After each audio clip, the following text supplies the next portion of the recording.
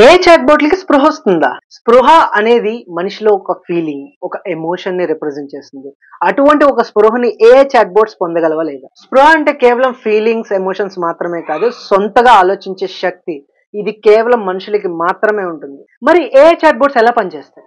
చాట్‌బోట్‌లు LLM large language modules ద్వారా శిక్షణ పొందుతాయి అండ్ టెక్స్ట్ అండ్ డేటా నుంచి నేర్చుకుంటాయి. అవి జస్ట్ ఉన్న డేటా నుంచి ఆన్సర్స్ ఇస్తాయి తప్ప అవి అర్థం చేసుకోలేవు, అలాగే స్పందించలేవు.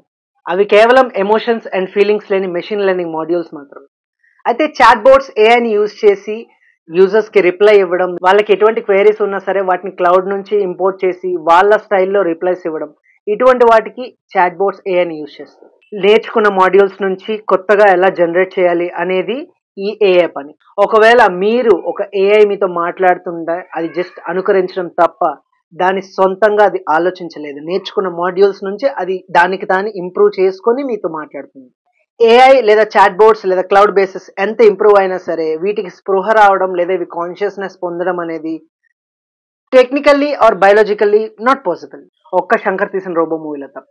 మరిన్ని ఏఐ అప్డేట్స్ కోసం ఫాలో అవ్వండి ఏఐతో జీవితం.